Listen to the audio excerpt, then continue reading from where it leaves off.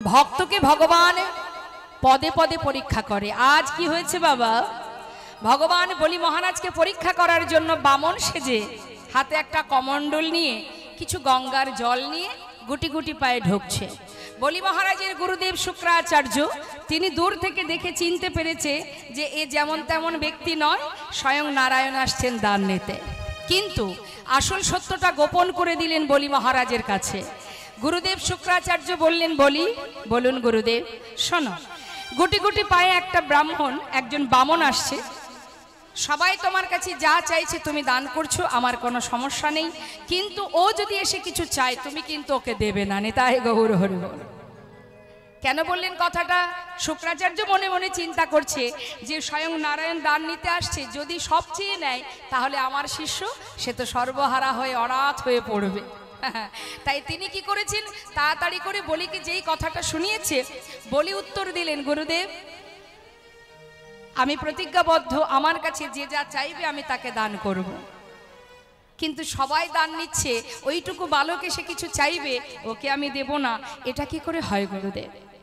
আমি যে রাজা, আমি কি করে আমার বাক্য লঙ্ঘন করব? গুরুদেব আপনার কোনো কথা কোনোদিন অমান্য করিনি, কিন্তু আজকের কথা আমি রাখতে পারবো না। মহাজন শাস্ত্রী বললেন, সেই গুরু গুরু নয় যে গুরু তার শিষ্যকে ভগবানের সেবা থেকে দূরে সরিয়ে দেয়। সেই মাতা মাতা নয়, সেই পিতা পিতা নয়। কোন সন্তান যদি ভক্তি রাজ্যে প্রবেশ করে, ভক্তি জগতে পা বাড়িয়ে দেয়, মা বাবা যদি তাকে জোর করে নিজেদের প্রয়োজনে ঘরে বেঁধে রাখতে চায়, সেটা কিন্তু মহা অপরাধ। তাই মা যেই না ভিতরে এসেছেন, আসন পেতে বসতে দিলেন, পাতা আসনে বসলেন। বলো বালক তুমি কি নেবে? ভগবান বলে উঠলেন, মহারাজ প্রত্যেকে যেভাবে দান নিচ্ছে এভাবে আমি নিতে পারবো না, আমার একটু নিয়ম আছে। আচ্ছা কি নিয়ম তোমার? এই দেখুন আমার হাতে যে কমণ্ডল, এর মধ্যে গঙ্গার জল আছে। এই গঙ্গার জল হাতে করে নিয়ে আপনি যদি 3 সত্য অঙ্গীকার করেন তবেই আমি দান চাইব। বলি মহারাজ মৃদু হেসে বললেন, এ তো সামান্য ব্যাপার, ঠিক আছে, হাত বাড়িয়েছে, দাও গঙ্গার জল। এদিকে শুক্রাচার্য মনে মনে চিন্তা করছে, সর্বনাশ, সর্বনাশ, 3 সত্য অঙ্গীকার করলে যদি সর্বস্ব কেড়ে নেয়, আমি গুরু, এত বড় ক্ষতি আমি কি করে হতে দেব? যেভাবেই হোক এই জল যাতে হাতে না পড়ে সে ব্যবস্থা আমাকে করতে হবে। তার অষ্টসিদ্ধি জানা আছে মা, অনিমা, লধিমা, ইতিকা, আগাম বক্তাকারী, পরকিয়াবাদ, এক একটা সিদ্ধির নাম। জগতে কোনো জীবের যদি একটা সিদ্ধি জানা থাকে, সমাজের জীব, জগতের জীব তাকে ভগবান জ্ঞানে পূজা করে। আর তার 8টা সিদ্ধি জানা আছে। নিজের দেহটাকে যোগ বলে কীট করতে পারে, বিশাল আকার ধারণ করতে পারে। কোনো ব্যক্তি ছদ্মবেশে এলে তাকে দেখেই বলে দিতে পারে প্রকৃত ব্যক্তিটাকে, এতটা ক্ষমতা ছিল তার। শুক্রাচার্য চিন্তা করলেন জল যাতে হাতে না পড়ে সে ব্যবস্থা করতে হবে। তাড়াতাড়ি করে নিজের দেহটাকে একটা কীট তৈরি করে ভগবানের হাতে যে কমণ্ডল, কমণ্ডলের নলের মুখে গিয়ে বাধা সৃষ্টি করলেন। নিতাই গৌর হরি বল। জগতে সবার চোখে ফাঁকি দেওয়া যায়, যিনি এখানে আছেন তার চোখের ফাঁকি আমরা দেব কি করে? 5 জনের ফাঁকি আমরা কেউ দিতে পারবো না। ভালো করে মাথায় ঢুকিয়ে রাখুন, এই 5 জন ব্যক্তি কে কে? এক হচ্ছে প্রকৃতি, যার মধ্যে আমরা বিরাজ করছি। প্রকৃতির ফাঁকি আমরা কেউ দিতে পারবো না। পৃথিবীর যে প্রান্তে যাবে ওই প্রকৃতির মধ্যে তোমাকে থাকতে হবে, অর্থাৎ প্রকৃতি তোমাকে অহরহ পাহারা দিচ্ছে। আর একজনকে, সে হলো কাল, মানে সময়। সময় কিন্তু আমাদের সাথে সাথে যাচ্ছে, কিন্তু সে আমার বন্ধু নয়। সে কিন্তু আমার বন্ধু নয়, ঠিক আছে? সে অহরহ আমার সাথে সাথে আছে। আমি কোথায় যাচ্ছি, কি করছি না করছি সব তিনি দেখছেন। তার মানে এই দুটো। আরেকটি কি? দিনের বেলা এই যে সূর্যের কিরণ, পৃথিবী যে প্রান্তেই থাকো না কেন, সূর্যের বেলা, দিনের বেলা সূর্যের আলো, রাতের বেলা চাঁদের কিরণ, এরাও আমাদের পাহারা দিচ্ছে। আর কে? এখানে যিনি বসে আছেন পরমাত্মা রূপে, চন্দ্রদেব, সূর্যদেব, প্রকৃতি, কাল আর পরমাত্মা রূপে ভগবান। তাই গৌর হরি বল, হরি বল। এই 5 জন আমাদের চোখে চোখে রেখেছে। তুমি যেমন কর্ম করবে, মানুষের চোখের আড়ালে কাউকে ধরে নিয়ে খুন করে দিলাম, চুরি করলাম, ডাকাতি করলাম, মনের আনন্দে ভাবলাম আমি মহৎ কাজ করেছি, কেউ তো দেখতে পায়নি, কিন্তু একজন তো দেখতে সবই পান। তো সময় যখন হবে তার উপযুক্ত ফল তোমাকে ভোগ করতেই হবে। চুরি করে তুমি হাজার অপরাধ করো, কিন্তু অপরাধের সাজার জন্য তোমাকে তৈরি থাকতে হবে। হ্যাঁ, তার অনেক অনেক প্রমাণ আছে মা, অনেক প্রমাণ। শ্রীধাম নবদ্বীপে চাপল গোপাল কি করেছিল? রাতের অন্ধকারে ভবানী মায়ের পূজার শয্যা নিয়ে শ্রীবাস অঙ্গনের ঘরের সামনে এমন কর্ম করেছিল, শ্রীবাস পরম বৈষ্ণব বলে আসল সত্যটা গোপন করেছিলেন, কিন্তু গৌরহরি অন্তরে জানতে পেরে এমন শিক্ষা তাকে দিয়েছিল যে জীবিত অবস্থায় তাকে জ্বলন্ত চিতার ওপরে তাকে পুড়িয়ে মারতে হয়েছিল। এমনকি সেই সময় চিৎকার করে ওঠে, আর তখন ডোম কি করে, তাকে চিতা থেকে নামিয়ে ওই শ্মশানে তাকে ফেলে রেখে চলে আসে। এমনই অপরাধ করেছিল। তাই মাগো, জীবনে সবার চোখের ফাঁকি দিতে পারবে, এই 5 জনার ফাঁকি কেউ দিতে পারবে না। আজ দেখুন, ভগবান মনে মনে চিন্তা করছে, বলি আজ তোমারই গুরু, তোমার কৃষ্ণ সেবা গোবিন্দ সেবা থেকে তুমি যে বিষ্ণু সেবা দেবে, নারায়ণের সেবা দেবে, সেই সেবা থেকে তোমাকে বঞ্চিত করছে তোমারই গুরুদেব। তাই যার কর্মে গুরুদেব বাধা দিচ্ছে, সেই শিষ্যের হাত দিয়েই গুরুদেবের উপযুক্ত সাজা আমি দেব। ছলনা করে ভগবান বললেন, মহারাজ আমার এই কমণ্ডলটা বহুদিনের পুরানো, মনে হয় কিছু নোংরা জমেছে, বেশ কিছুদিন হলো ব্যবহার করা পড়েনি। আপনার পাশে যে কুশ আছে মহারাজ, কুশ দিয়ে যদি আমার এই কমণ্ডলের নলটা পরিষ্কার করে দেন, তাহলেই আমি ভালো খুশি হই। বলি মহারাজ বললেন, নিশ্চয়ই। যেই না কাছে এসেছে মা, কুশ দিয়ে আঘাত করতে যাবে, এমন সময় ভগবান তিনি সুদর্শন চক্রকে স্মরণ করলেন। সুদর্শন চক্র কুশের আগায় বিঁধে গেল, আর সেই সুদর্শন চক্র দ্বারা যেই না আঘাত করলেন, সঙ্গে সঙ্গে গুরুদেবের একটি চোখ অন্ধ হয়ে গেল। পরাজিত হলেন গুরুদেব। ছটফট করতে করতে বাধা থেকে সরে গেলেন। জল হাতে পড়ল, 3 সত্য অঙ্গীকার হলো, তুমি যা চাইবে আমি তাই দেব। আহা, এদিকে ইহান কাণ্ড দেখে বলি মহারাজের স্ত্রী তিনি উপর থেকে ওই বালকটাকে দর্শন করে তার মনের ভিতরে বাসনা জেগে গেল। আহা, কি বাসনা, কি অপূর্ব সুন্দর, এত রূপ, এত রূপ এই ছোট্ট শিশু, ব্রাহ্মণ বেশ, বামন বেশ, কি অপূর্ব দেখতে। এমন একটা শিশু, এমন একটা সন্তান যদি আমি কাছে পেতাম, তাকে অনেক আদর, অনেক ভালোবাসা দিতাম। ভগবান অন্তরে জানতে পেরে বললেন, তথাস্তু, তোমার মনোবাঞ্ছা পূর্ণ হবে। জল হাতে করে নিয়ে 3 সত্য অঙ্গীকার হওয়া মাত্রই বলি মহারাজ বললেন, বলো বালক, এবার তো বলো কি নেবে। মহারাজ, আমার ত্রিপাদ ভূমি চাই। ত্রিপাদ ভূমি? মাত্র ত্রিপাদ ভূমি? আমি রাজা, আমার অভাব নেই। বালক, এইটুকু কেন, আরো কিছু চাও। মহারাজ, বেশি কিছু নিয়ে কি করব, বসে বসে সাধন ভজন করব, তার জন্য ত্রিপাদ ভূমি হলেই যথেষ্ট। ত্রিপাদ ভূমি মানে 3 বার চরণ ফেললে যেটুকু ভূমি হয়। বেশ, তুমি আরো কিছু চাও। মহারাজ, আর আমার কিচ্ছু দরকার নেই, এইটুকু হলেই আমার হয়ে যাবে। ঠিক আছে, নিয়ে নাও ত্রিপাদ ভূমি, রাখো তোমার চরণ। সঙ্গে সঙ্গে একটি চরণ মর্তে রেখে দিলেন, আরেকটি চরণ স্বর্গে। 2টো চরণ রেখেছে মা। সব নেওয়া হয়ে গেল। যেই না সর্বস্ব নেওয়া হয়ে গেল, এক দৃষ্টিতে তাকিয়ে আছে বলি মহারাজ সেই বালকের দিকে। কেই বালক? এ তো সাধারণ বালক নয়, যার 2টি চরণ রাখা মাত্রই সর্বস্ব নিয়ে নিল। কেই বালক? আসল রূপটি কি, কেন আমি চিনতে পারছি না। এদিকে উপর থেকে তার স্ত্রী বৃন্দাবলী তিনি আরেকবার বলে ফেললেন, কি, ওরে দুষ্টু বালক, ওরে পাষণ্ড, এমন কঠিন তো হৃদয়, আমার স্বামীর সর্বস্ব তুই কেড়ে নিলি। তোর মতো সন্তান যদি পেতাম, আমার স্তনদুগ্ধে বিষ মিশিয়ে তোকে পান করিয়ে মেরে ফেলতাম। ভগবান বললেন, তথাস্তু, তাই হবে, সে বাসনাও পূর্ণ হবে। পরের জন্মে হয়েছিল পুতনা, কোলে করে আদরও করেছিল, আবার দুগ্ধে বিষ মিশিয়ে পান করিয়েছিল। কিন্তু মা, বলি মহারাজের রাজ সিংহাসনে বসে জিজ্ঞাসা করলেন, বালক, তুমি কে? তোমার রূপটি একবার দেখাও। ভগবান মৃদু হেসে বলে উঠলেন, মহারাজ মাত্র দুটো চরণ রেখেছি, এখনো আর একটা চরণ কোথায় রাখবো?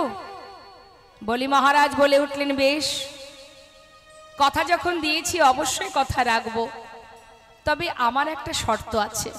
কি? এই জগতে প্রত্যেকটি জীবের, সাধারণত মানুষের দুটো চরণ হয়, কিন্তু তুমি যদি ত্রিপাদভূমি নিতে চাও, তোমার তৃতীয় চরণটা একবার দেখাও দেখি। হরিনাম কৃষ্ণ নাম বড়ই মধুর, যে জন কৃষ্ণ ভজে সে যে বড় চতুর। দেখাও দেখাও তোমার তৃতীয় চরণ, তবে তো তুমি ত্রিপাদভূমি নেবে। ভগবান ভক্তের কাছে ধরা পড়ে গেলেন বাবা। নাভি কমল থেকে একটা চরণ বাহির করেছে, যেই বাহির করেছে আর কি তার চিনতে ভুল হয়? সিংহাসন পরিত্যাগ করে ছুটতে ছুটতে প্রভুর চরণে সে চরণটা জড়িয়ে ধরলেন। দয়াময়,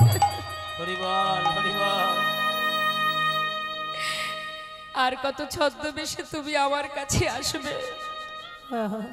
আমি তোমায় চিনতে পেরেছি, আজ আমার এই যজ্ঞ সার্থক হলো, আমি ধন্য হলাম। দয়াময়, আজ আমি ধন্য।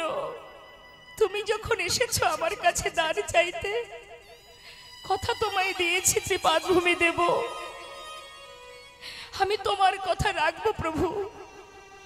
এই সংসার জীবনে জগৎ মাঝারে আমার বলতে যা ছিল সবই তুমি নিয়েছো, কিন্তু এখনো মূল্যবান সম্পদ আমার কাছে আছে, যেটা আমি তোমাকে এখনো দিইনি। দয়াময়, সবই তো তুমি নিয়েছো, কিন্তু তোমার দেওয়া যে দেহটা, এটা তো এখনো আমি তোমার চরণে সঁপে দিইনি। তাই তোমার তৃতীয় চরণখানি তুমি আমার মস্তকে রেখে তোমার চরণে তলে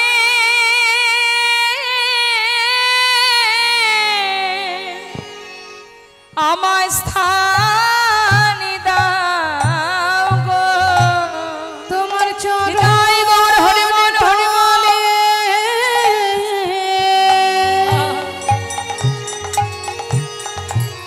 আমার স্থান দাও গো।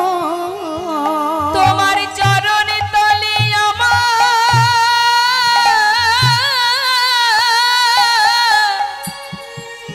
আমার স্থান দাও গো।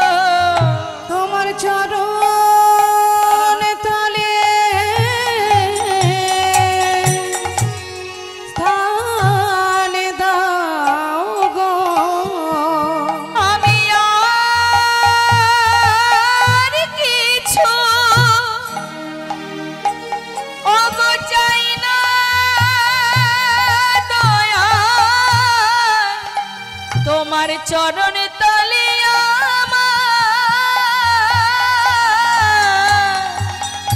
আমার স্থান দাও গো। আমি আর তো কিছু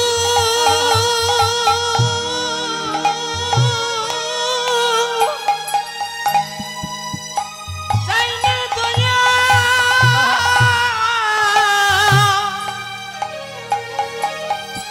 তোমার চরণে তলে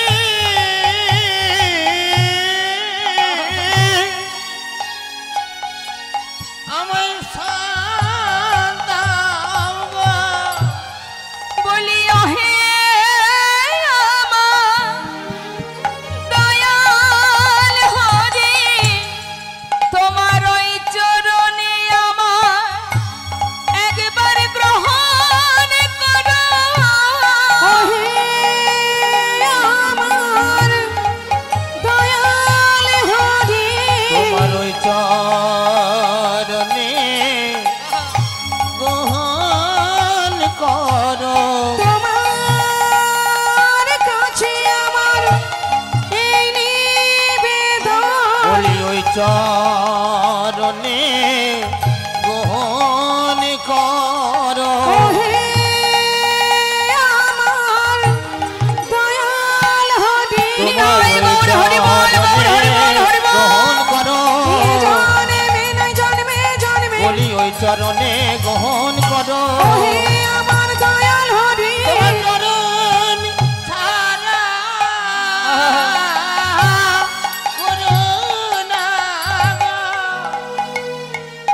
শাস্ত্রে বললেন সঁপে যদি দিতে চাও ভগবানের চরণে সঁপে দাও। কি সঁপে দেও? নিজেকে সঁপে দাও, আর কিছু নয়। দুটি বাহু প্রসার করে দেহ মন প্রাণ সঁপে দিয়ে ভগবানের চরণে সঁপে দাও। যেখানে সঁপে দিলে, যেখানে চিরতরে সঁপে দিলে, আর তোমার কোনো ভয় নেই, আর কোনো চিন্তা নেই, আর কোনো ভাবনা নেই। হ্যাঁ, তাই মহাজন বললেন দান করতে গেলে নিজেকে দান করো, ভগবানের চরণে দান করো। আজ শাস্ত্রে বললেন যদি কোনো জীব দান করতে পারে, ভগবানের সেবায় দান করতে পারে, তাহলে কি হয়? তার আর কিছু করা লাগে না। মা হরিনাম মহামন্ত্র জপ করো, 16 নাম 32 অক্ষর জপ করো, আর ভগবানের সেবার তরে নিজেকে দান করে দাও। তাই আজ নদিয়া নাগরী বলছে ঠাকুর তুমি কি দান নেবে? সোনা দানা কড়ি কিছুই নিলে না। মহাজন শাস্ত্রে বললেন, তিনি বললেন কৃষ্ণ অবতারে আমি সাধিয়াছি দান, সে ভব পড়ল মনে বাসু ঘোষে সে ভব পড়ল মনে বাসু ঘোষের গান। দেখতে দেখতে ঘড়ির কাঁটা অনেক দূরে চলে গেছে। এবার আমাদেরও আস্তে আস্তে লীলার দিকে এগোতে হবে।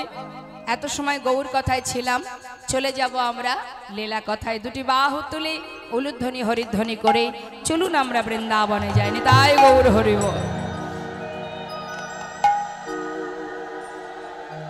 রাধেশ্যাম রাধে রাধে রাধে।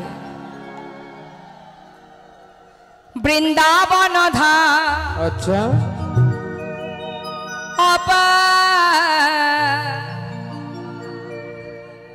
এত নয়, এত নয়, অল্প। হরে কৃষ্ণ। বৃন্দাবনের ভজন শুনতে গেলে হাতে তালি দিতে হবে, হাত গুটিয়ে বসে থাকলে হবে না। আবার 1 বছর অপেক্ষা করব আজকে এই সুন্দর হরিবাসরটার জন্য, তাই না? তাহলে আনন্দের মুহূর্তটুকু আনন্দই করতে হবে, তাই তো মা? দুবাহু তুলে হাত দেখুন, সেটাই হাত যে হাত দিয়ে ভগবানের সেবা হয়, জীবের কল্যাণ হয়, সমাজের কল্যাণ হয়, বৈষ্ণব সেবা হয়, সেটা হচ্ছে হাত। সেই হাত হাত নয় যে হাত দিয়ে মাতা পিতাকে আঘাত করা হয়, মা বাবাকে ঘর থেকে পথে নামিয়ে দেওয়া হয়, চুরি করা হয়, ডাকাতি করা হয়, সেটা কিন্তু হাত নয়। ভগবানের সেবার তরে, বৈষ্ণব সেবা, সমাজের কল্যাণের তরে যদি সকলের হাত থেকে থাকে, একবার প্রাণ ভরে দুবাহু তুলুন। নিতাই গৌর হরি বল।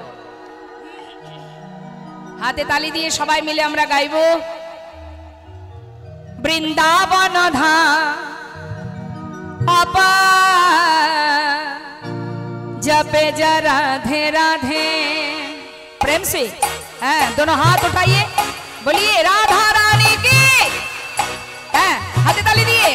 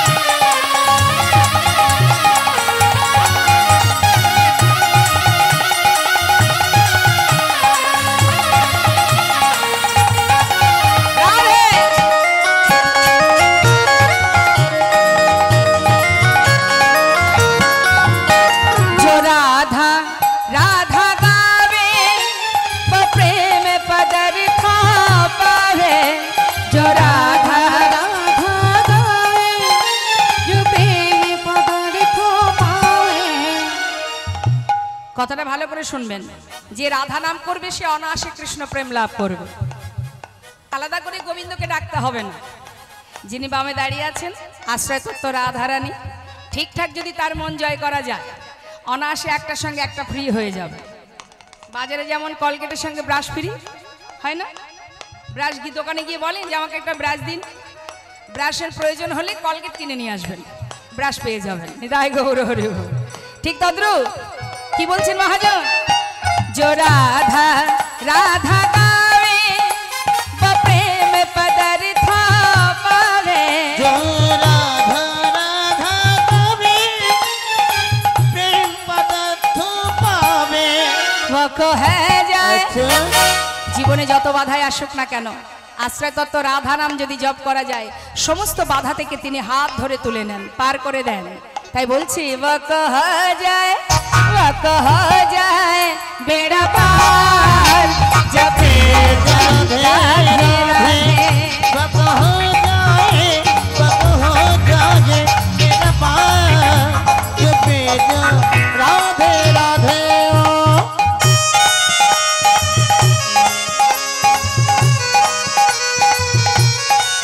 राधे।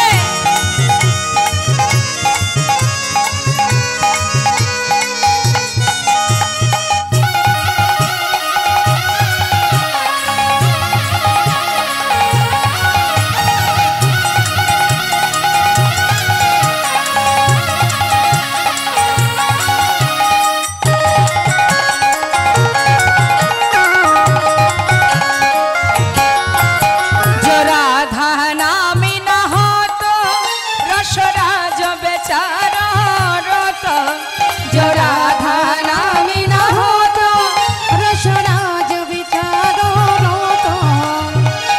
বৃন্দাবনে প্রেমময়ী রাধারানীর নাম যদি না থাকতো গোবিন্দ বৃন্দাবনে থাকতেন না।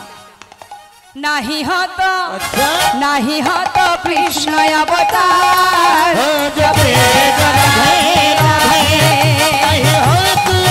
नहीं हो तो जिसको अवतार जो बेजा राधे राधे हो वृंदावन धाम अपार जो बेजा राधे राधे ভজে যা রাধে রাধে, जो बेजा राधे राधे ভজে যা রাধে রাধে। प्रेम से बोलिए राधा रानी की, वृंदावन धाम की, बांके बिहारी लाल की। राधे राधे राधे।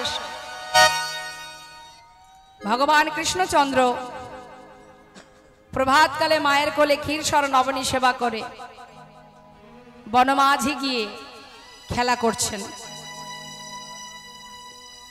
তিনি যত যত লীলা করেন যুগে যুগে এসেছেন, লীলা করেছেন, সবই কিন্তু আমাদের জীবের কল্যাণের জন্য, জীবের মঙ্গলের জন্য, জীবকে অন্ধকার থেকে আলোর পথ দেখাবার জন্য। তার এই লীলা যুগে যুগে তার আশা। কারণ আমরা যেমন সারা জীবন ধরে সন্তানের মঙ্গল কামনা করি, যিনি আমাদের পিতা সে আমাদেরকে মর্তে পাঠিয়ে দিয়ে তিনিও কিন্তু চুপচাপ বসে নেই। তিনিও যুগে যুগে এসেছেন মর্তবাসী তার সন্তান তাদেরকে সকলকে সঠিক পথে নিয়ে যাবার জন্য। নিতাই গৌর হরি বল।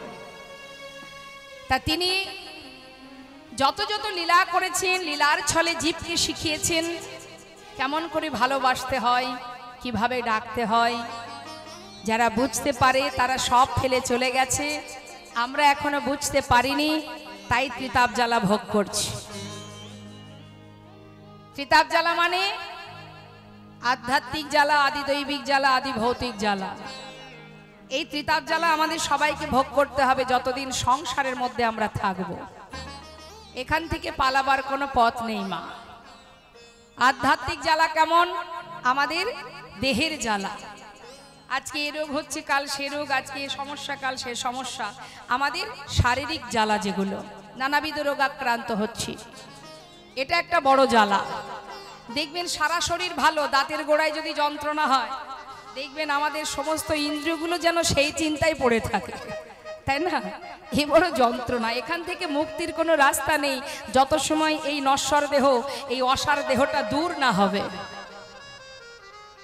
আর কি আধ্যাত্মিক জ্বালা, অন্যের কাছ থেকে পাওয়া জ্বালা। তুমি ভালো আছো, শান্তিতে আছো, তোমার ঘরে কোনো জ্বালা নেই, পাশের থেকে তোমাকে জ্বালা ভোগ করতে হবে। কারণে অকারণে অন্যের কাছ থেকে পাওয়া জ্বালা, সেটাকে বলা হয় আধ্যাত্মিক জ্বালা। তুমি সুস্থ, তুমি ভালো আছো, তোমার কোনো চিন্তা নেই, কোনো জ্বালা যন্ত্রণা নেই, কিন্তু অন্যের কাছ থেকে তোমাকে জ্বালা পেতেই হবে। কোনো দোষ না করলেও জ্বালা পেতে হবে। এটা সংসার জীবনের জ্বালা, ত্রিতাপ জ্বালার এক জ্বালা। আর আদিদৈবিক জ্বালা, প্রকৃতি থেকে যে জ্বালাগুলো আমরা পাই। এই একবার করোনা আসছে, একবার তো ঝড় আসছে, একবার বন্যা আসছে, এই যে নানাবিধ জ্বালা, যতদিন আমরা এই পৃথিবী ছেড়ে না যাব ততদিন এই জ্বালা আমাদের পেতেই হবে। তাহলে এই ত্রিতাপ জ্বালা আমাদের জীবনে আছে, সংসার জীবনে যারা আছে ভোগ করতেই হবে। আর এই ত্রিতাপ জ্বালা থেকে উদ্ধার করবার জন্য, আমাদেরকে মুক্তি দেওয়ার জন্য ভগবান তিনি কখনো মানুষ রূপে, ভক্ত রূপে তিনি এই ধরাতে এসে নানাবিধ লীলার ছলে জীবকে উদ্ধার করবার রাস্তা দেখিয়েছে। তো যারা বুঝেছেন চলে গেছেন, যারা বুঝতে পারেনি তারা এখনো পথের ধারে বসে বসে কাঁদছে, অর্থাৎ আমরা কাঁদছি। তা আজ ভগবান যে লীলা করছেন, মা তিনি বনের মাঝে খেলা করছেন, লীলা করছেন, এটা তো যুগে যুগে লীলা করবার জন্য তিনি বালক রূপে এসেছেন। কিন্তু প্রকৃত খেলা তো সেজন খেলছেন গোলকধামে বসে বসে।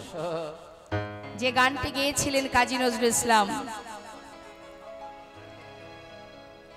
সেই অপূর্ব খেলা আমাদের ধরা ছোঁয়ার বাইরে, তার নাগাল আমরা জীবনে পাবো না।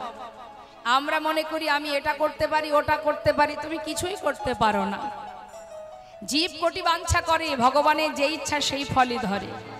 বর্তমান সমাজের কি হাল আপনারা সবাই বুঝতে পারছেন। ধর্ম নিয়ে টানাটানি বেঁধে গেছে, তাই না? কিন্তু যতই লাফালাফি করো না কেন, তার যখন মনে হবে সে এক পলকে লয়ও করতে পারে, এক পলকে সৃষ্টিও করতে পারে। কিন্তু সময়ের অপেক্ষা করতে হবে, ধৈর্য ধরতে হবে বাবা। শিশুপালের 100 অপরাধ যত সময় না হয়েছিল তাকে মরতে হয়নি, হ্যাঁ, তাকে সাবধান করেছিল, অপরাধ করে যাচ্ছ করো, 100 অপরাধ ক্ষমা করব, তারপরে আর করব না। তা যত সময় না হবে সেটা আসবে না, আসবে না। অর্থাৎ তুমি অপরাধ করছো, করে যাও, যা খুশি করছো করো, কখন যে তোমার শেষ মুহূর্ত ঘনিয়ে আসবে তুমি নিজেও জানো না। তিনি নিরজনে বসে বসে আপন মনে খেলা করছেন, আর যুগে যুগে অবতীর্ণ হয়ে তিনি নানাবিধ লীলার ছলে জগৎ জীবকে শিক্ষা দিচ্ছেন। বনে এসে বলছে, সখা আজ আমরা খেলা খেলবো।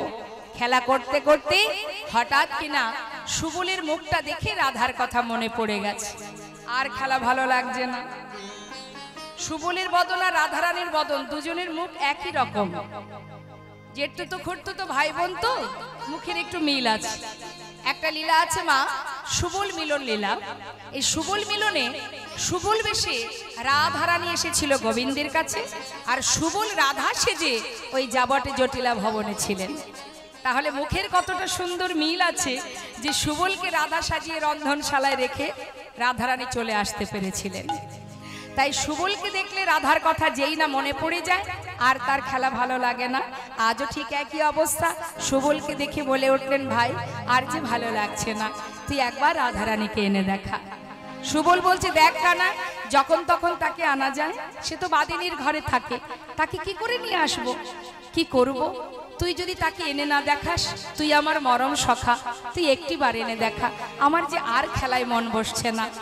তাই সুবল বলছে, তুই এক কাজ কর, তাকে কি করে আনবো সে চিন্তা পরে, এখন তুই বাঁশিটা বাজা, বাঁশি বাজিয়ে রাধারানীকে জানিয়ে দে যে তুই তাকে দেখতে চাস। নিতাই গৌর হরি বল। তাই সুবলের কথা মতো গোবিন্দ আমার কি করলেন, নিজের ধেনুবৎসগুলো সখাদের কাছে দিয়ে বললেন, তোরা দেখিস, আমি চললাম। সুবলকে নিয়ে এবার গোবিন্দ যাচ্ছে। মহাজন পদাবলিতে বললেন, দেখো খেলার আসে ছিল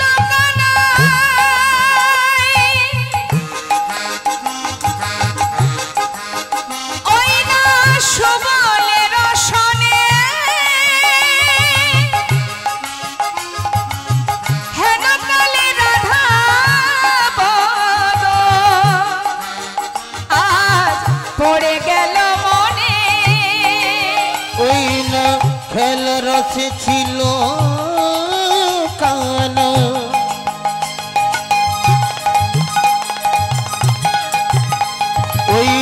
বলের শোনে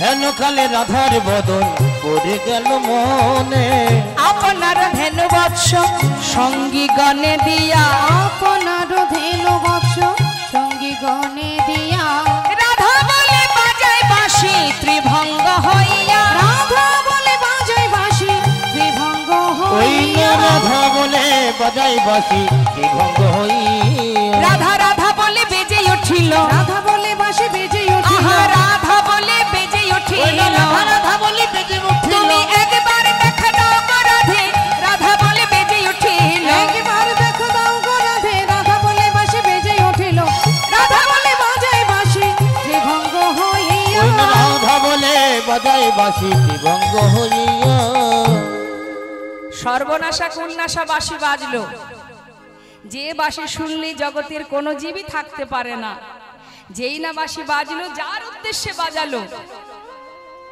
রাধারানী শুনতে পেলেন সেই বাঁশির ধ্বনি যেই না শুনেছে মা ঘরের মধ্যে সখী বেষ্টিত হয়ে মনের দুঃখ প্রকাশ করছে ললিতা বাজলো বধুর বাঁশি তুই বল সখী কেমন করে আমি ঘরে থাকি না পারি ঘর থেকে বাহির হতে না পারি ঘরে রইতে গোবিন্দের বাঁশি বাজলো যার যেমন কান সে তেমন শুনলো এক একজন এক এক ভাবে শুনছে মা বাঁশি বাজে একই সুরে যার যেমন কান সে তেমন শোনে যার যেমন ভাব তার তেমন লাভ চার বন্ধু রাস্তা দিয়ে যাচ্ছে গাছের পাখি তার মতো ডাকছে আর চার বন্ধুর মধ্যে বলা বলি হচ্ছে একজন মুসলমান একজন ব্যবসাদার একজন বৈষ্ণব আর একজন কোমর যারা মাটির জিনিস তৈরি করে এখন চার বন্ধু যেতে যেতে বলছে এই বন্ধু হ্যাঁ হ্যাঁ গাছের পাখি কত সুন্দর ডাকছে বল দেখি আমি বৈষ্ণব বলছি কি বলছিস তুই ওই বল তো গাছের দেখি পাখি গাছের কি পাখি বলছে কি জানো? বলে কি বলছে গাছের পাখি বলছে হরে কৃষ্ণ রাধা বৈষ্ণব যিনি তিনি শুনছেন যে পাখি যেন বলছে হরে কৃষ্ণ রাধা রাধা হ্যাঁ আর যিনি ব্যবসাদার ব্যবসাদার বলছে হ্যাঁ বলছে পেঁয়াজ রসুন আদা হরি বল যিনি বেচা কেনা করেন তিনি বলছেন না না যেন শুনতে পাচ্ছি পেঁয়াজ রসুন আদা আর এক বন্ধু হ্যাঁ সে হচ্ছে মাটির জিনিস তৈরি করে যিনি সে কুমোর সে বলছে আরে ধুর তোরা যেটা বলছিস সেটা নয় আমার মন বলছে এই কি বলছে বল দেখি হাড়ি কলসি নাদা এখন মুসলমান যিনি আছেন কি হলো রে কি বলছে হ্যাঁ কি বলছে হ্যাঁ?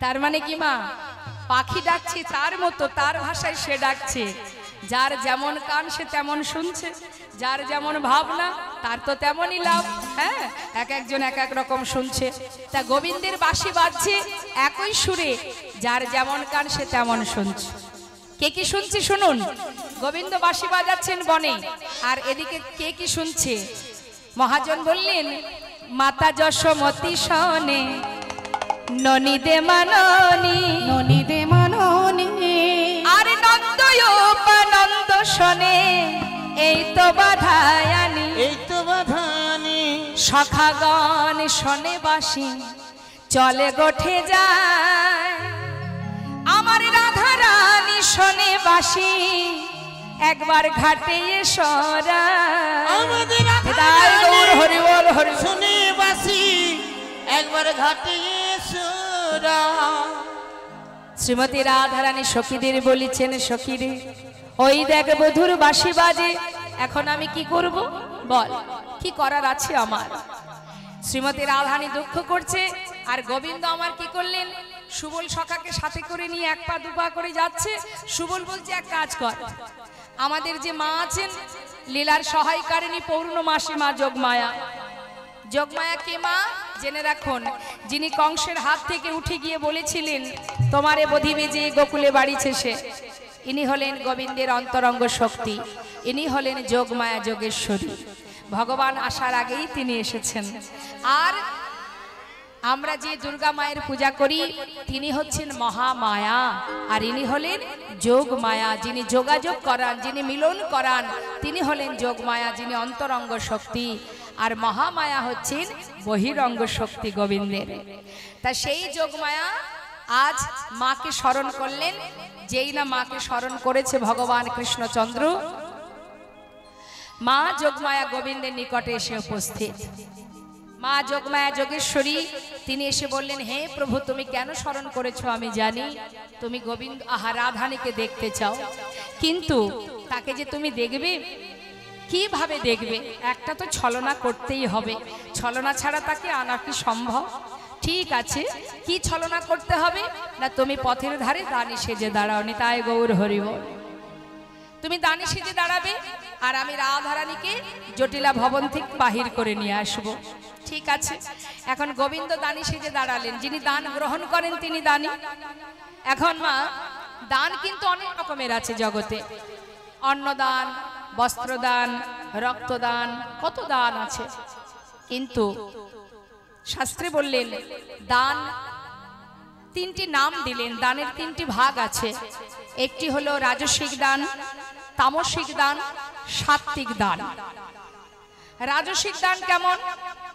মনে করুন কারোর অনেক টাকা আছে, ভগবান দিয়েছে বলে আছে, সে কিছু টাকা যদি ভগবানের সেবার করে দান করে, সে 50 হোক 1 লাখ হোক, তার ভিতরে যদি অহংকার এসে যায় যে আমি 1 লাখ টাকা ডোনেশন করেছি, আমি যেই যাব আমাকে বড় চেয়ারে বসাবে, নাম যশ খ্যাতি অর্জন করবার জন্য যদি কেউ দান করে থাকে, এটাকে বলা হয় রাজসিক দান। অর্থাৎ তুমি দিলে বটে, তোমার ভিতরে দেওয়া মাত্রই যে অহংকার তৈরি হলো, সেই অহংকারের কারণে তুমি তার কৃপাটুকু লাভ করতে পারবে না। নিতাই গৌর হরি বল। ওই দানটাই করা হবে, বিনিময়ে যে কৃপা সেটা তুমি আর পাবে না। আর কি তামসিক দান, একজন আরেকজনকে খুশি হয়ে দেখবেন হয়, এটা বন্ধুদের মধ্যে হয়। কেউ যদি কারোর উপকার করে দেয়, বলে হ্যাঁ রে বন্ধু, তোর উপকার করলাম, তুই আমাকে খাওয়াবি তো? তার মানে কি 500 টাকা কি 1000 টাকা দিল, যা বাজার থেকে খেয়ে নিস। এটাকে বলা হয় তামসিক দান। অর্থাৎ যে দেবে এবং যে নেবে উভয় সমান অপরাধ। হ্যাঁ, আর সাত্ত্বিক দানটা কেমন? তোমার 100 টাকা আছে, 50 টাকা আছে, তুমি সেটাই প্রভু সেবার তরে দান করো। কিন্তু দানের পিছনে যেন কিছু চেয়ে বসো না। আমরা তো যা দান করি তার থেকে 10 গুণ চেয়ে বসি। দিয়ে যদি 100 টাকা ভগবানকে বলি যেন আমি এই ওপরের তালাটা যদি আমি যদি ঠিকঠাক করে ফেলতে পারি, বা ছেলে যদি আমার চাকরি পায় 5000 টাকা দেব। ভাবতে পারছেন? 100 টাকা ভগবানকে ঘুষ দিয়ে একটা ছেলের চাকরি কামনা করছি আমরা। তাহলে আমরা কত ভালোবাসি ভগবানকে। যদি তুমি আমাকে মানে আমার ছেলে চাকরি দাও তবে 5000 পাবে, না হলে আর তোমাকে দিচ্ছি না। ভগবান মৃদু মৃদু হাসে, হ্যাঁ, আর মনে মনে ভাবে, হরে জীব কত আশা তোদের, সারা জীবন আশাই করে যাব মা, কিন্তু আশার শেষ কখনো আমাদের হবে না। তা আমরা শুধু কামনা করি। অনেকে আমাকে বলে, মা এই 200 টাকা দিলাম, আমার ছেলেটাকে বিয়ে কিছুতেই দিতে পারছি না, যদি ভালো বৌমা পাই পরের বছর অনেক কিছু দান করব। এক একজনের এক এক চাওয়া থাকে মা। কোনো কিছু চেয়ে ভগবানের কাছে কিছু দেওয়ার কোনো মানে হয় না।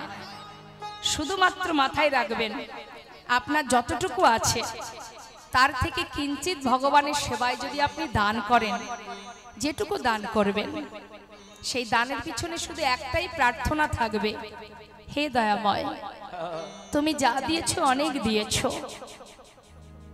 কিন্তু আমার থেকে যারা দরিদ্র, জগতে এমনও কোনো ব্যক্তি আছে মা, যে সাদের 3 তলা বাড়িতে বাস করছে, তার একটা সন্তান নেই। তাহলে একবার বিচার করুন, তার থেকে আপনি ভালো আছেন? অনেক ব্যক্তি আছে যাদের মাথায় ছাদ নেই, গাছ তলাতে পড়ে আছে। দেখুন না, একটু প্ল্যাটফর্মে গেলেই দেখতে পাবেন। তার থেকে আপনি সুখে আছেন। তথাপিও আমাদের চাওয়ার শেষ হয় না মা, শুধু চাইতেই থাকি ভগবানের কাছে। এটুকু বলি না তাদের থেকে তো আমি ভালো আছি, তুমি অনেক সুখে রেখেছো প্রভু, বরং আমি তোমার জন্য কি করতে পারলাম? 100 টাকা 50 টাকা ভগবানকে দিন, দিন আপনার মনে যা ইচ্ছা হয় তাই দিন, শুধু এটাই কামনা করুন, হে দয়াময় তোমাকে যতটুকু দান করেছি, যতটুকু দিয়েছি সে তো তোমারই দেওয়া, তাছাড়া আমি কোথায় পেলাম? তাই তোমার সেবার তরে দান করলাম, আমার এই দানটুকু যেন বিফল না হয়, যেন তোমার সেবায় লাগে। তাই দীনতা প্রকাশ করতে হবে মা, শুধু চেয়ে বসলেই হবে না।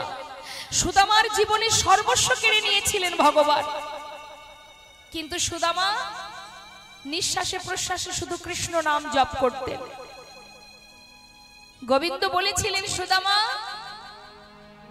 জীবনে এত কষ্ট পাচ্ছিস তুই, এত দুঃখ তোর, সন্তানদের নিয়ে গাছের তলায় ঝড় বৃষ্টির উপরে দিন কাটছে তোর, আমার কাছে কিছু চেয়ে নে বন্ধু।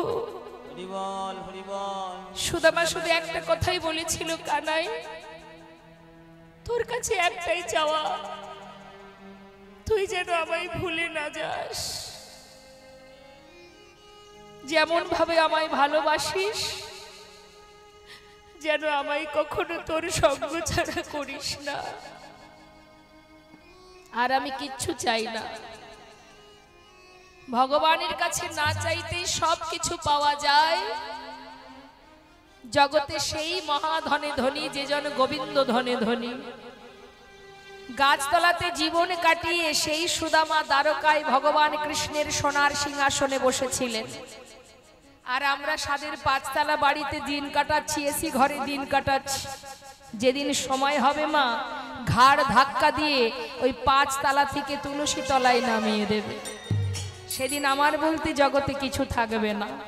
আর যিনি গাছতলাতে জীবন কাটিয়েছে সুদামা, জীবনে যার কখনো কপালে একটা চেয়ার জোটেনি, সেই সুদামা বসেছিল ভগবানের সোনার সিংহাসনে। নিতাই গৌর হরি বল।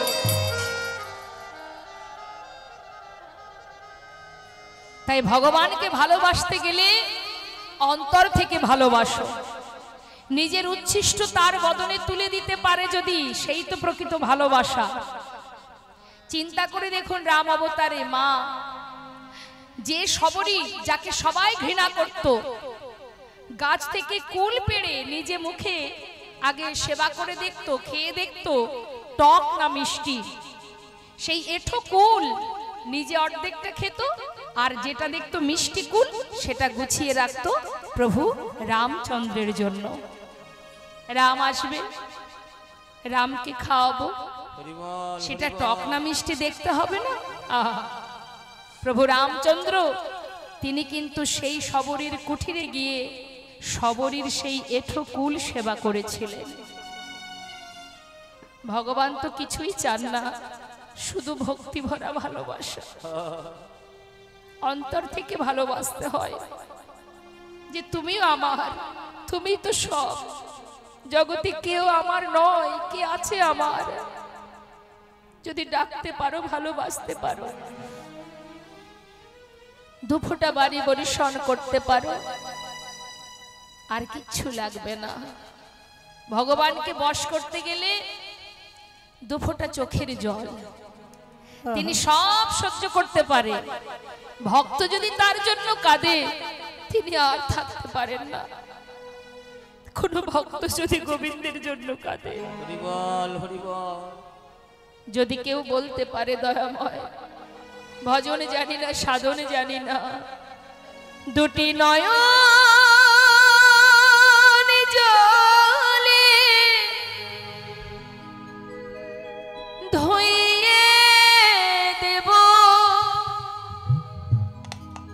প্রভু তোমার দুটি রাঙা চরণ, তুমি করিও গ্রহণ শ্রী সচিনন্দন।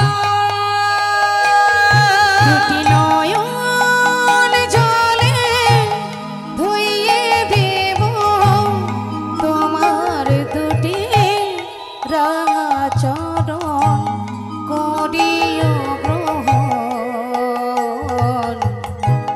শ্রী সচিনন্দন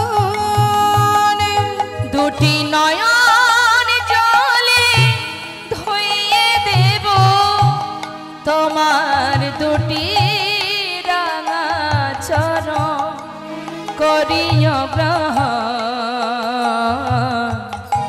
শ্রী সচিনন্দন দুটি নয়ন জলে ধুইয়ে দেব তোমার দুটি রাঙা চরণ করিও গ্রহণ শ্রী সচিনন্দন আমি না জানি ভজ না জানি পূজ আমি না জানি ভজ না জানি পূজ কোনে গুনে পাব তোমার ওরাঙা চরণ না জানি ভজ না জানি পূজন কোন গুণে পাব ও দুটি চরণ দুটি নয়নের জল বহে অবিরাম হে প্রাণ গোবিন্দ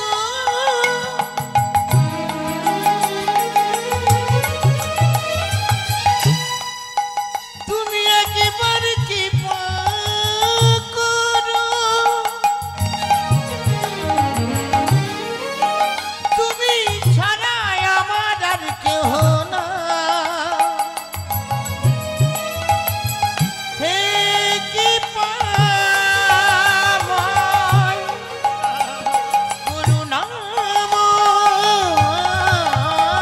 দুটি নয়নের জল বহে অবিরাম আহা নয়নের জল ওগো বহে অবিরাম মানি না বারো শ্রী সচিনন্দ দুটি নয়নের জলে ধুইয়ে দেব তোমার দুটি রাঙা চরণ করিও গ্রহণ শ্রী সচিনন্দন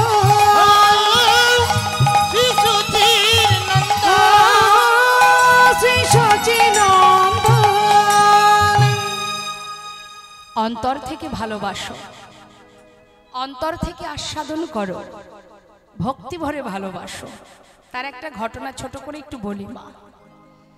কেউ যদি প্রকৃত ভগবানকে ভালোবাসে সে তো ভগবত কৃপা পাবেই পাবে। তার একটা সুন্দর প্রমাণ, এক গোবরে পোকা আর এক মৌমাছি, দুজনের মধ্যে খুব বন্ধুত্ব। এখন দুজনের মধ্যে বলা বলি করছে, হ্যাঁ রে বন্ধু, বহুদিনের সম্পর্ক তোর সঙ্গে আমার, কিন্তু বন্ধুরে আজও কোনোদিন তোর বাড়িতে আমি যেতে পারলাম না, না তুই আমার বাড়িতে এলি। হ্যাঁ, তা একদিন তো যাওয়াই যায়। এখন গোবরে পোকা বলছে, কথাটা তো মন্দ বলিসনি বন্ধু। তা হ্যাঁ হ্যাঁ গোবরে পোকা বলছে, মা গোবরে পোকা দেখেছেন তো? দেখেছেন? কোথায় থাকে? গোবরের মধ্যে থাকে। আর মৌমাছি সে ফুলে বসে মধু পান করে, তাই না? এখন গোবরে পোকা বলছে, তাহলে বন্ধু তুই আমার বাড়ি চল। মৌমাছি চিন্তা করছে, গোবরে পোকার বাড়িতে গেলে তো গোবর খেতে হবে, তার থেকে ওকে আগে আমার বাড়িতে নিয়ে যাই। হ্যাঁ রে শোন, তোর বাড়িতে আমি অবশ্যই যাব, তুই এক কাজ কর, তুই আগে আমার বাড়িতে চল। গোবরে পোকা বলছে, ঠিক আছে তাই হোক, চল তাহলে তোর বাড়ি যাই। ঠিক তার পরের দিন মৌমাছি আর গোবরে পোকা দুজনে এসেছে মৌমাছির বাড়িতে।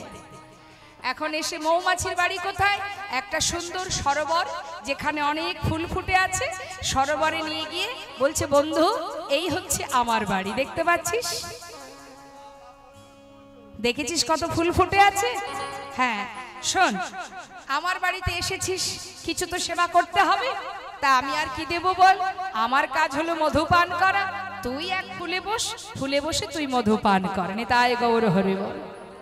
এখন মৌমাছি এক ফুলে বসেছে মা, গোবরে পোকা কিন্তু আর এক ফুলে বসে মধু পান করছে। কিছুক্ষণ পর মৌমাছি জিজ্ঞাসা করছে, বন্ধু, এই বন্ধু, বলি মধু পান করছো তো? ভালো লাগছে?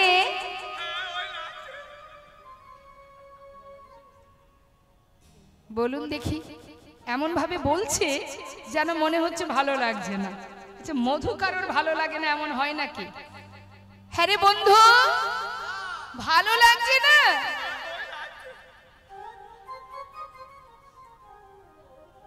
হরি বল, হরি বল। ঠিক আছে, কিছুক্ষণ পর আবার জিজ্ঞাসা করছে, বন্ধু, মধু পান করছো? এবার ভালো লাগছে তো?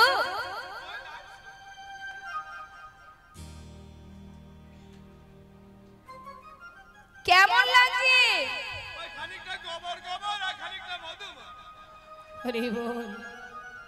এটা কি করে সম্ভব? আরে বাবা, মধু তো মধুই হবে, তার মধ্যে গোবর এলো কোথা থেকে? হ্যাঁ, তুমি যখন মধু পান করছিলে ঠিক করে মুখটা ধুয়ে পরিষ্কার হয়ে তারপরে মধু পান করছিলে তো? মধু পান করার আগে মুখ ধোনি? আমি বাড়ি থেকে আসার সময় ভাবছিলাম তোমার বাড়ির খাবার যদি আমার পছন্দ না হয়, হ্যাঁ, ওই গালে করে একটু আমার বাড়ির খাবার নিয়েছি। ওই ভালো আছে। সেই জন্যই এই অবস্থা। গোবরের মধ্যে যদি মধু ঢোকে তাহলে গোবর গোবর, মধু মধু দুটোই মনে হবে। হ্যাঁ, ঠিকঠাক যদি পরিষ্কার করে মুখ ধুয়ে মধু পান করতে, তবেই তো মধুর স্বাদ উপভোগ করতে পারতে। ও বন্ধু শোনো, তুমি ভালো করে সরোবরে মুখটা ধুয়ে নাও, পরিষ্কার করে শুদ্ধ হয়ে তারপরে ফুলে বসে মধু পান করো। তাই গৌর হরি বল। গোবরে পোকা কি করেছে মা? মৌমাছির কথা মতো সে সুন্দর করে নিজের বদনটা ধুয়ে পরিষ্কার করে ভ্রমরের কথা মতো এবার পরিষ্কার পরিচ্ছন্ন হয়ে ফুলে বসে মধু আস্বাদন করছে। মধুপান হচ্ছে। মধুপান করতে করতে করতে করতে কখন যে মধুর নেশায় মধুপান করতে করতে সে বিভোর হয়ে গেছে, তার আর কোনো দিকে লক্ষ্য নেই। এদিকে দেখতে দেখতে সন্ধ্যা হয়ে যাচ্ছে, চিন্তা করছে একটু পরেই তো ফুলের পাপড়িগুলো বন্ধ হয়ে যাবে। সরোবরে যে পদ্ম ফোটে দেখবেন সন্ধ্যা হতে হতে মুখটা বুজে যায়। এখন বারবার ভ্রমর ডাকছে বন্ধুকে, মানে গোবরে পোকাকে, বন্ধু বন্ধু বন্ধু, তুমি সাড়া দিচ্ছ না কেন? বন্ধু তুমি কোথায়? বন্ধু শিগগিরই ফুল থেকে উঠে এসো, না হলে ফুলের মধ্যে তুমি বাধা পড়ে যাবে। ওই দেখো সূর্য অস্ত গেছে, বন্ধু তুমি শিগগিরই বাইরে বেরিয়ে এসো। বন্ধু তুমি কোথায়? শুধু যেন একবার শুনতে পেল মৌমাছি, আহ কেন আমায় ডাকছো তুমি? আমাকে মধু পান করতে দাও। এমন স্বাদ, এমন তৃপ্তি আমি আগে কখনো পাইনি। জন্যই বারবারও বলবো, আমি গতকালও বলেছি, আমাদের যে মন্দির নির্মাণ হচ্ছে, আমাদের বনগার গর্ব, বনগার অহংকার, যে এত সুন্দর একটি মন্দির হচ্ছে, সেই মন্দির নির্মাণে এখনো অনেকটা কাজ বাকি অসম্পূর্ণ আছে। তাই বারবার আমি বলবো আপনারা প্রাণ ভরে জীবনে যদি কিছু ভগবত সেবার জন্য করে যেতে পারি আমরা, তাহলেই কিন্তু সেটাই আমাদের জীবনের সঠিক কর্ম, বড় পাওয়া। ভগবত সেবার তরে দান, ভগবান সেবার তরে দান, তার শ্রীমন্দির নির্মাণের জন্য দান, এটাই আমাদের জীবনের শ্রেষ্ঠ কাজ। তাই বারবার বলবো, যারা মন্দির নির্মাণ হচ্ছে, ভগবানের সেবা প্রতি বৎসরের ন্যায় মৃত্যুকাল পর্যন্ত আমরা সেই মন্দিরে ভগবানের কাছে তার দর্শনে যাব, তার কাছে মনের কথা জানাতে পারবো। তাকে একটি জায়গা সুন্দরভাবে স্থাপন করা হচ্ছে। তো সেই মন্দির নির্মাণের জন্য যদি কেউ কিছু অর্থ দান করতে চান, দেখুন অর্থ পরমার্থ নহে সমতুল, তথাপিও অর্থ পরমার্থের মূল। ভগবান অর্থ আপনাকে দিয়েছে সঠিক কাজে লাগাবার জন্য। তা সঠিক কাজে যদি আপনি দান করতে পারেন, আপনার কিন্তু অভাব থাকবে না।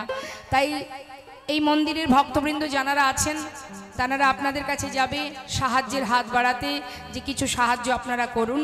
সবার কাছে অনুনয় বিনয় করে গলবস্ত্র হয়ে সবাই সাহায্য চাইবে। এবং যদি আপনারা কেউ কোনো সহৃদয় ব্যক্তি যদি বেশি কিছু দান করতে চান, এখানে অফিসও আছে, দান সেখানেও করতে পারবেন, বা যদি আমার কাছে এসে বলেন আমিও সেটা দিয়ে দেব।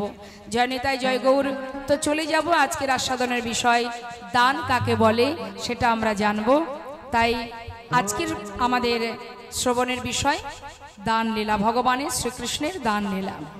তা চলুন আমরা শ্রীধাম নবদ্বীপে গিয়ে একটু গৌরচন্দ্রিকা আস্বাদন করি, তারপরে লীলা কথায় যাব। জয় রাধেশ্যাম, জয় নিতাই, জয় গৌর।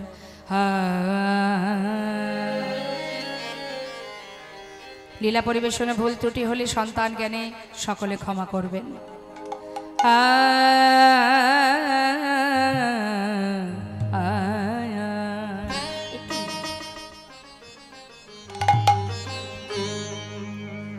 কি বায়া জোরে গৌরঙ্গে ও ও হে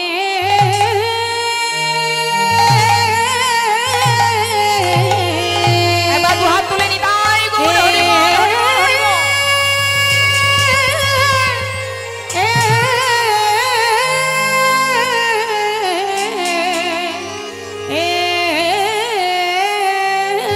ও গৌরাঙ্গের মা, দেখো দেখো কিনা ভাবে ও হরে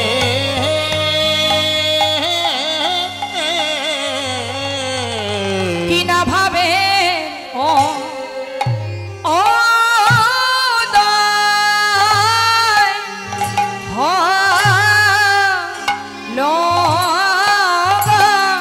আহা মরি আজু রে অমরে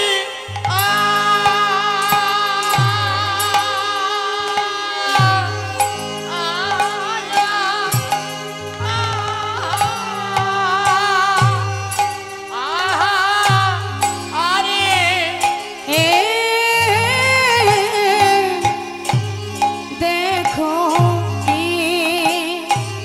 কি না ভাবে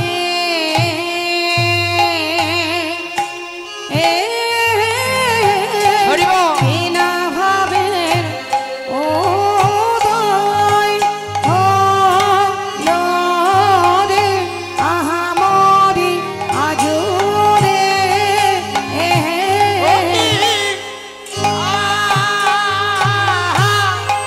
মরিয়া আহা মরি রে ও কি আমরি রে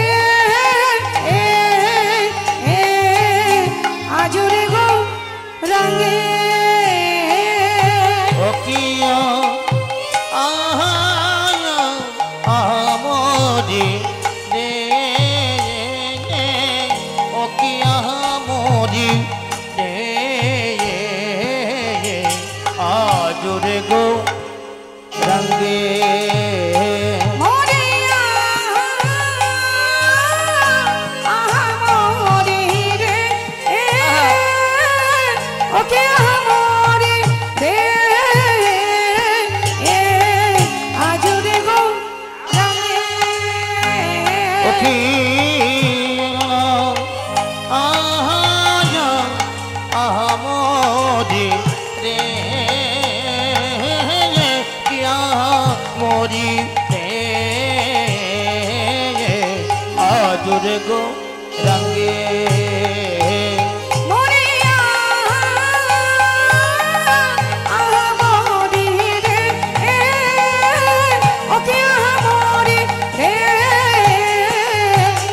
আজুরে গো রঙে কিয়া মরি রে কিয়া মরি রে আজুরে গো রঙ্গে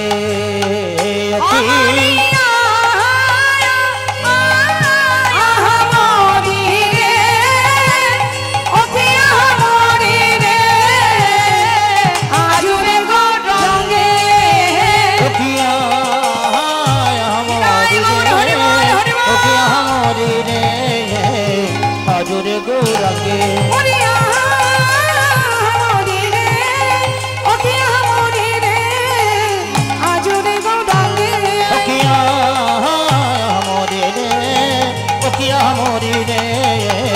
আজুরে গো রঙ্গে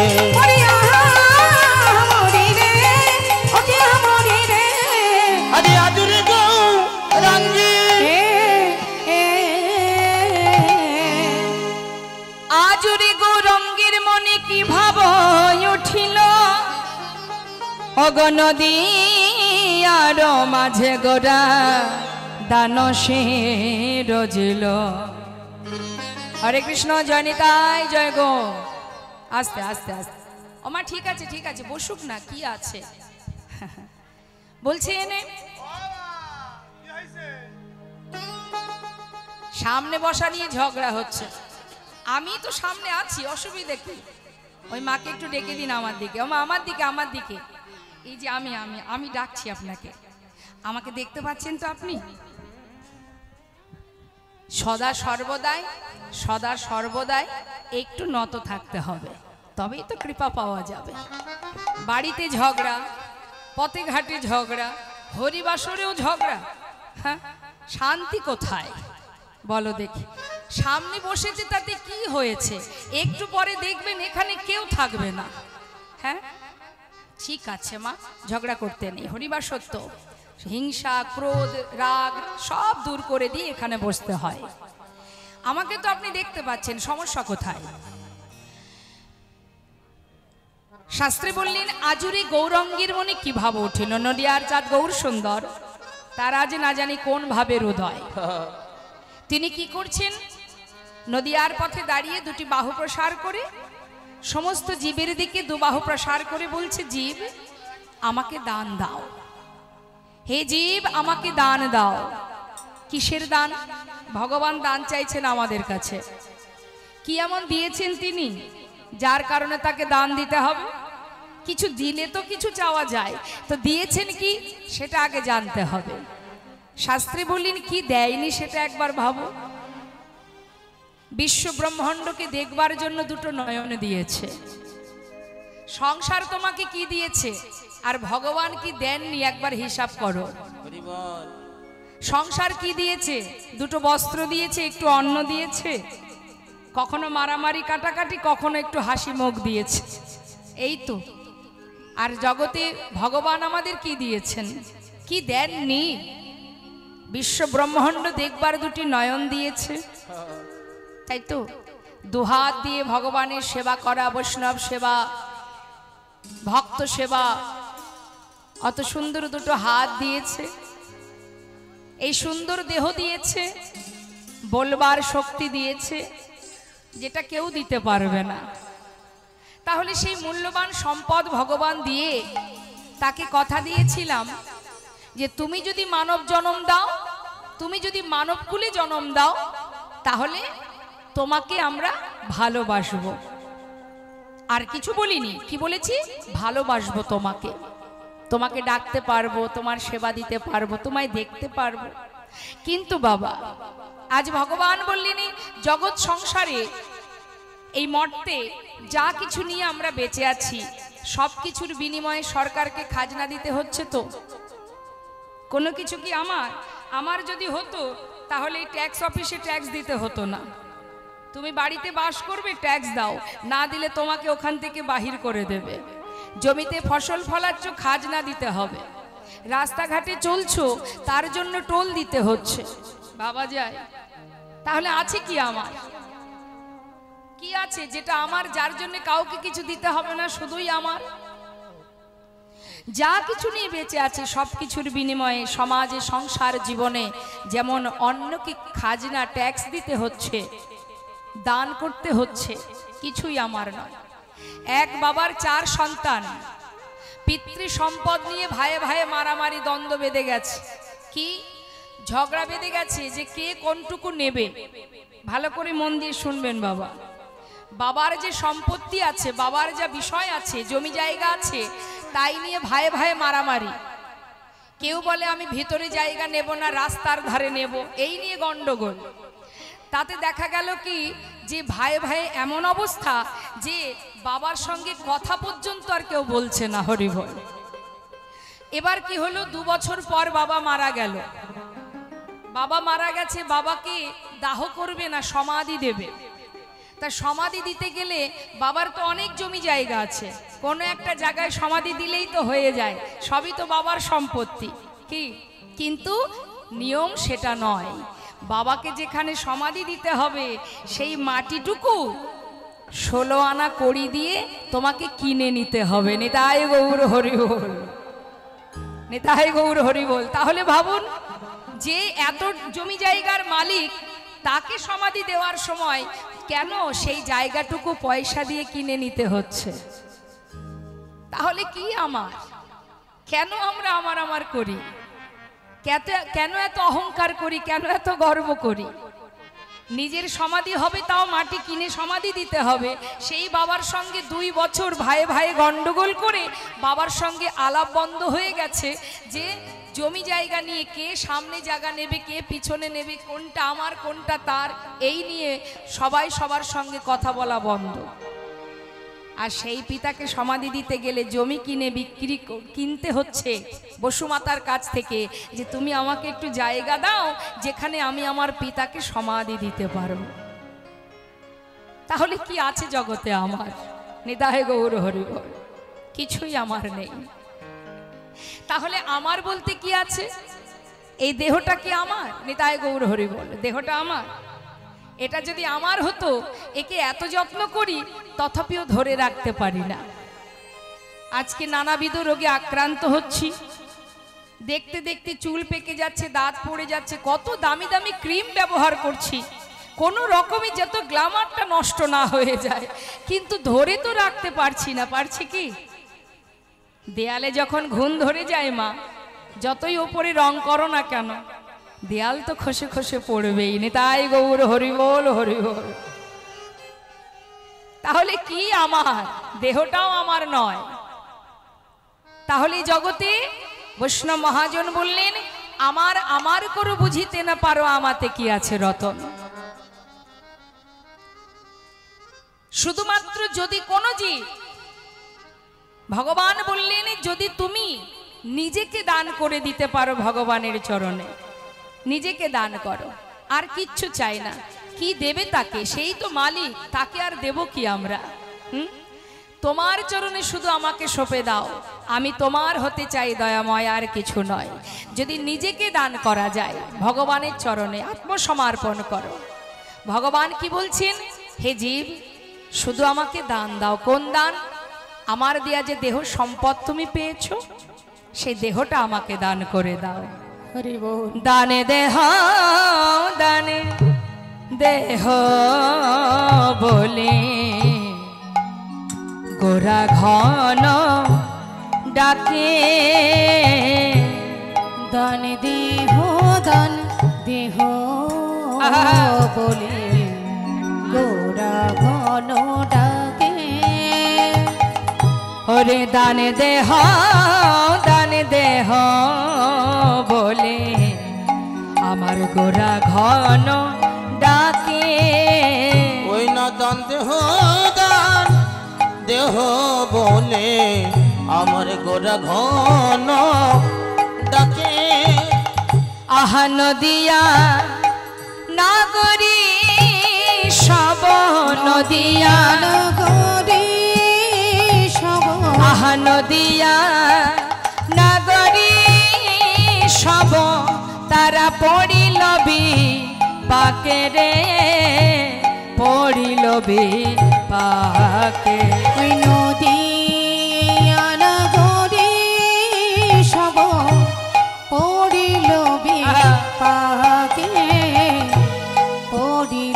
বিপাকে। কি বলছি? দাঁড়ালো দাঁড়ালো দাঁড়ালো দাঁড়ালো বিপাকে পড়িল, বিপাকে পড়িল, নদিয়া নগরী তারা বিপাকে পড়িল। কিসের দান চাহে গোরা বিপাকে পড়িল, কিসের দান চাহে গোরা বিপাকে পড়িল। আহা নদিয়া নগরী সব পড়িল বিপাকে। তারা পড়িল বিপাকে। নদিয়া নগরী বিপাকে পড়েছে। কি দান চাইছেন ভগবান? কিসের দান চাইছেন? অঙ্গ থেকে গহনা খুলে দিচ্ছে। ভগবান বললেন আমি এ দান চাই না। তাহলে কিছু তন্ডুল নেবে, মানে চাল? না। তাহলে কিছু কড়ি নেবে? না, এ দান আমি চাই না। সোনা দানা দিলাম কত, ও ঠাকুর তুমি কিছুই নিলে না। না, সোনা দানা দিলাম কত, কিছুই নিলে না। না, সোনা দানা, সোনা দানা দিলাম কত, কিছুই নিলে না। সোনার দানা দিলাম কত, আহা, কিছু নিলে না। বলো কিসের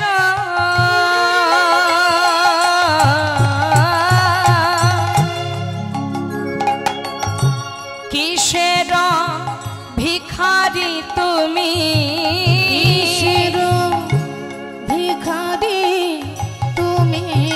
ওগো আমায় বলো না, বলো না কিছুই নিলে না। না, সোনার দানা দিলাম কত, কিছু নিলে না। সোনা দানা দিলাম কত, কিছুই নিলে না। কত কি দিলাম? সোনা দিলাম, দানা দিলাম, কড়ি দিলাম, কিছুই নিলে না। কিসের ভিখারি তুমি আমায় বলো না। গৌর হরি বললেন দেহদান দেহদান দেহদান, নিজেকে দান করো, আর কিচ্ছু নয়। নিজেকে দান করেছিল এমন ভক্তের কথা ছোট করে বলবো, সে হলো বলি মহারাজ। যজ্ঞ করেছিলেন তিনি, এবং সেই যজ্ঞে তিনি প্রতিজ্ঞা করেছিলেন আমার ভাণ্ডারে যত সময় থাকবে যে যা চাইবে দান করব। কিন্তু মা ভগবান বড় চতুর, কিভাবে কখন কাকে পরীক্ষা করে কেউ বুঝতে পারে, কেউ পারে না। তিনি কি করলেন? বলি মহারাজের প্রতিজ্ঞা শুনে স্থির করলেন যে বলি তুমি যখন যজ্ঞ করছো, যজ্ঞের নাম কি? দানব্রত যজ্ঞ। তিনি দান করে যাবেন। ভালো কথা, আমি একবার পরীক্ষা করে দেখি আজ আমি যা চাইবো তুমি দিতে পারো কিনা। মা ভগবান পরীক্ষা করছেন ভক্তকে, পদে পদে পরীক্ষা করেন ভগবান। আজ আপনারা বসে আছেন, কৃষ্ণ নাম হরিনাম শ্রবণ করছেন, আপন আপন কর্ম ছেড়ে ঘর ছেড়ে এসেছেন এই হরিবাসরে। ভগবান কিভাবে পরীক্ষা করবে আপনিও জানেন না, আমিও জানি না। ভগবান ভক্তকে পদে পদে পরীক্ষা করে, পদে পদে কষ্ট দেয়, পদে পদে দুঃখ দেয়, যন্ত্রণা দেয়। প্রভু বলেন যে করে আমার আশ আমি তার করি সবনাশ, তথাপিও যে না ছাড়ে আমার পাশ আমি হই তার দাসানুদাস। জীবনে একটু কষ্ট এলে আর ভগবানকে আমরা ডাকি না, ডাকি? আমাদের ভুলটা কোথায় জানেন বাবা? যদি জীবনে ভালো কিছু আমরা পাই তখন লোককে শোনাই, গর্ব করে বলি এটা আমি করেছি, কি বলি না? ভালো কিছু যদি হয়েছে, মনে করুন আমি একটা বাড়ি করেছি, কি আমি একটা গাড়ি কিনেছি, গর্ব করে সবাইকে বলি, নিজের বাড়ির যারা আছে সদস্য তাদেরকেও বলি এটা আমি করেছি, এটা আমি করেছি, এই জমিটা আমি কিনেছি, এই বাড়িটা আমি করেছি, এই গাড়িটা আমি কিনেছি, এটা আমি করেছি। আর জীবনে যখন কোনো দুঃখ আসে তখন কি বলি? তুমি করেছো। ভগবানের দিকে হাতটা তুলে দিয়ে বলি তুমি করেছো, তুমি কষ্ট দিলে, কেন দিলে? তাই গৌর হরি বল। তাহলে জীবনে যা কিছু ভালো হবে সবই আমার গুণ, আর যেগুলো খারাপ হবে সেগুলো ভগবানের গুণ, ভগবানের দোষ। এটা কি করে হয়? ভালোটা করলেও তুমি দিয়েছো তাই হয়েছে, খারাপটা হলেই তুমি দিয়েছো তাই হয়েছে। কিন্তু আমাদের কতটা অহংকার, কিছু একটা করলেই আমরা বলে ফেলি যে এটা আমি করেছি। কিছুই আমি করিনি, আমি তো উপলক্ষ মাত্র, তিনি দিয়েছেন তাই পেয়েছি। আর আমার জীবনে কোনো কষ্ট যদি আসে সেটা জানবেন আমারই কর্মফল। আমি যে কর্ম করেছি সেই অনুযায়ী আমি ফলটা পাচ্ছি, এর জন্য কেউ দায়ী নয়। হরিদাস ঠাকুর নিজে বলেছিলেন ভগবানকে, হে প্রভু, আমার জীবনে দুঃখ আসুক, কষ্ট আসুক, সে তো আমারই কর্ম অনুযায়ী ফল। আমার অঙ্গে যে চাবুকের আঘাত পড়ছে এর জন্য তো তুমি দায়ী নও, আমি নিজে দায়ী। কারণ আমি আমার পিতাকে চিনতে পারিনি, আমি পিতাকে পরীক্ষা করেছি, নবলক্ষ ধেনু দ্বাদশ রাখালকে আমি হরণ করেছি, তাহলে সেই কর্মের ফল তো আমিই পাবো। অর্থাৎ আমার অঙ্গে যত আঘাত এ তো তুমি দিচ্ছ না, আমি যে কর্ম করেছি তার ফল আমি ভোগ করছি। কিন্তু আমি জানি তুমি তো ভক্তাধীন ভগবান, ভক্তের কষ্ট হলে তুমি সইতে পারো না, ভক্ত যদি কাঁদে তুমি থাকতে পারো না। তাই তোমার কাছে আমার বারবার নিবেদন, আমার জীবনে যে কষ্টই আসুক সে তো কর্ম অনুযায়ী ফল, এর জন্য তুমি যেন কষ্ট পেও না। তুমি সুখময়, তুমি সুখে থাকো। আমরা ভগবানকে এটা কখনো বলি না। হরিদাস ঠাকুর বলেছিল, এই জন্যই মা ভক্তের সঙ্গে আমাদের এটাই পার্থক্য। এত আঘাত তথাপিও তিনি বলছেন, হরি আমার মানস